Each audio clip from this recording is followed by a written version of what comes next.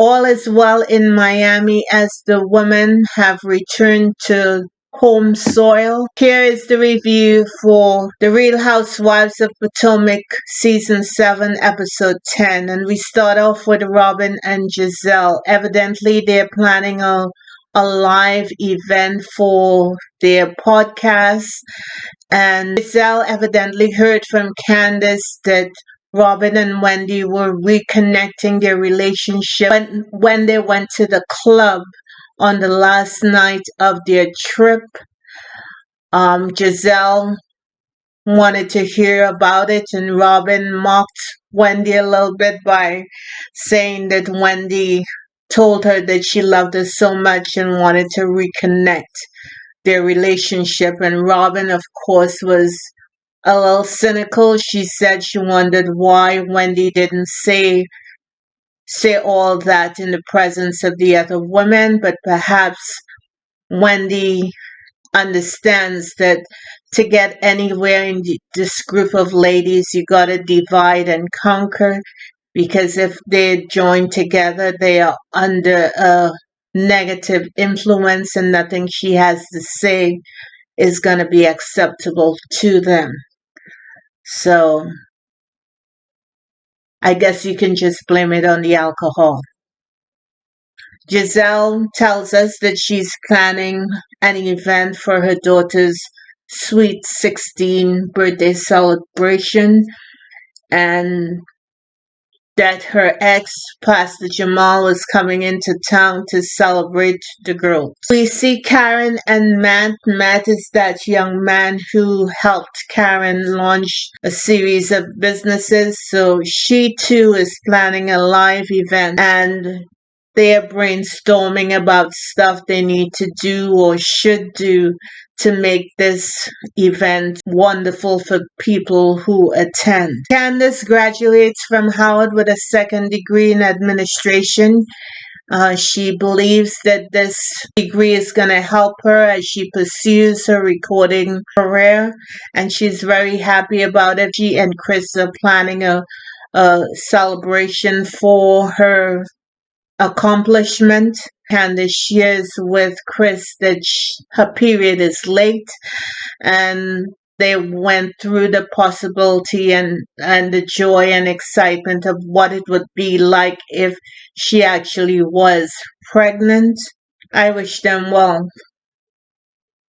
Eddie picks Wendy up from the airport. Evidently, Wendy, right after the trip to Miami, left. She was a keynote speaker at a conference at the University of Chicago. She just returned, and she and Eddie are talking about what she has to do next, and he still believes that she is ripping and running too much, and that she has a surgery coming up to remove these kidney stones that she's been dealing with. So he again emphasizes that she needs to pay attention to her health. Robin and Candace, on the last night of the trip to Miami, on their way home, had a cat fight, a screaming match, a throwdown, because Candace was upset. She felt like Robin betrayed her by letting everyone hear what she said on that interview thing she did live when she allegedly dragged everyone. And Robin felt like she has done a whole lot for Candace, and one of the big things was being in support of Chris after Giselle started spreading that awful rumor about him. So they got together. Robin had someone who was special to her, their relative, and the husband passed, so she was in a vulnerable state. And as a result, she said that she did not want to be in vexation of spirit with anyone, so the ladies set some ground rules. Robin wanted Candace to be more specific about her when she is dragging people, and Candace wanted Robin to let her know if she said anything that was offensive to her to come to her personally. We'll see how long that holds because these two claim that they're the closest in the group. Haven't seen that really manifest itself, but if they say so, okay, sure, right and done. Maya has an opening of her business in DC. She and Gordon are excited about the opportunity. She, as you know, is a DC native, so she wanted to have this service available for the residents of DC. Karen came through to support the grand opening as well as Jacqueline. And Maya seemed a little more professional in her conversation, and it's certainly good to see her being able to operate so well when she knows other people are looking and when it's in support of a business. I hope her showing up as a professional morphs itself into when she is on her own and when she's on her own time and she's able to behave as an adult and don't morph into a personality that is not indicative of who she is as a woman, as a black woman, as a mother and a business owner. Ashley shows up at Uncle Buck's house with Dylan. She said that she and Michael had an explosive argument and he wanted to take Deed somewhere and they had a blowout. So she's at Uncle Buck's and she's upset. It's taking hold that this divorce is gonna leave her as a single mother taking care of two young children. And we finally get to see Ashley in a vulnerable state where she is concerned about herself as well as her children and her future. She it looks like she feels overwhelmed and I grew up with a mom who had to take care of children, and it's not a good place to be. Single mothers have a lot to deal with, regardless if she is better off than another person. It's still a challenge, and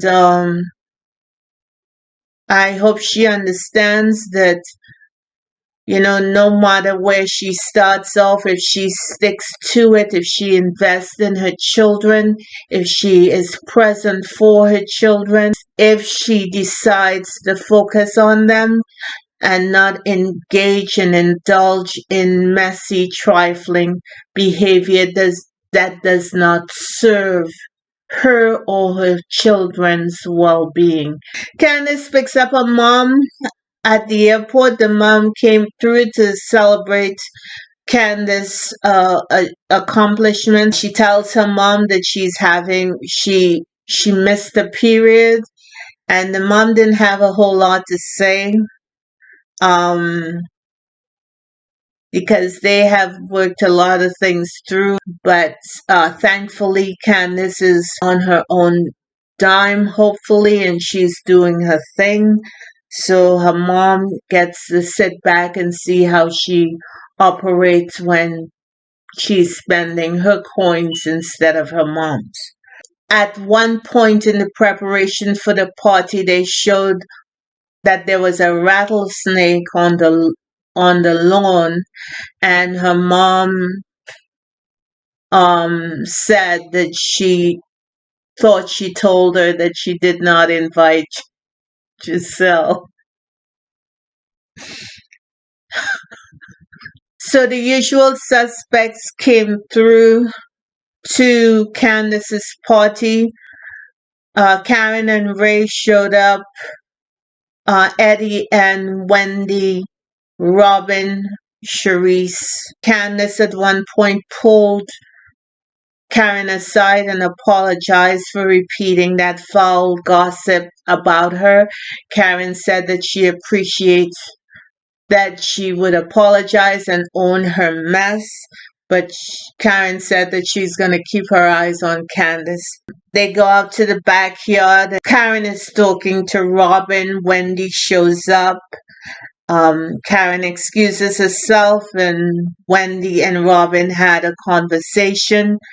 Wendy tells Robin that she was serious about what she said at the club in Miami, that although she needed liquid courage to say it, she does want to reconnect with Robin because their relationship was important to her. She apologized for her part in the breakdown of their relationship.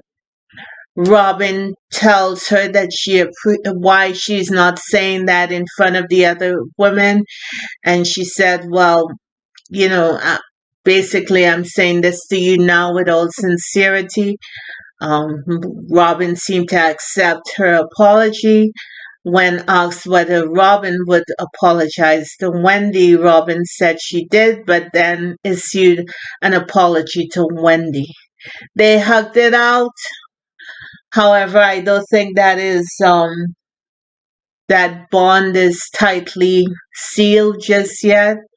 We do have to hear what Giselle has to say. When the wedding was going to take place, Robin said that they're just going to have something small between just two of them and possibly their parents.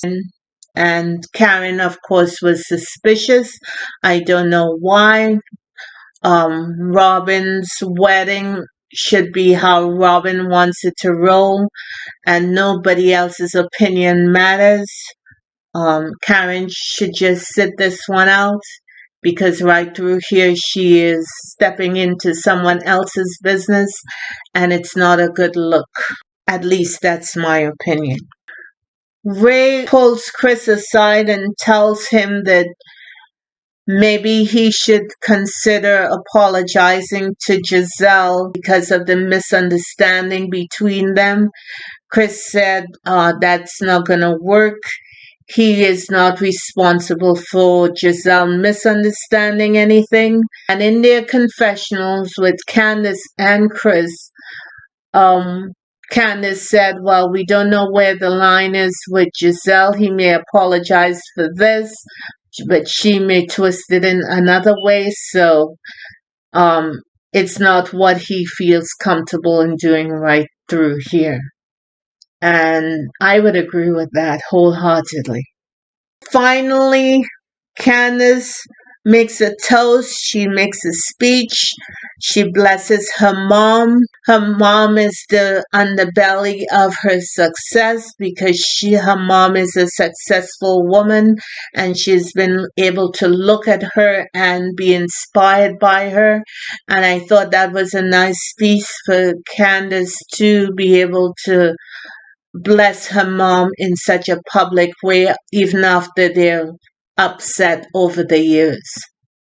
Candace toasted to Black Girl Magic, and you can't find fault with that. So that's all I have. I hope you guys are doing well. The sun is out. I'm still trying to get above these winter blues. So I'm doing some creative things. Winter always reminds me why I should not be trying to go to hell because it's dark. Anywho, we all got choices and I can't wait for spring. Bless you, bless your family, bless everything that concerns you. And if you feel like the walls are closing in on you, like I do in this time, just get out of your headspace, do something creative, and just make yourself feel joyful. At least that's what I try to do. God bless you. Love you guys much. And I'll talk to you soon. Have a good one. Bye bye.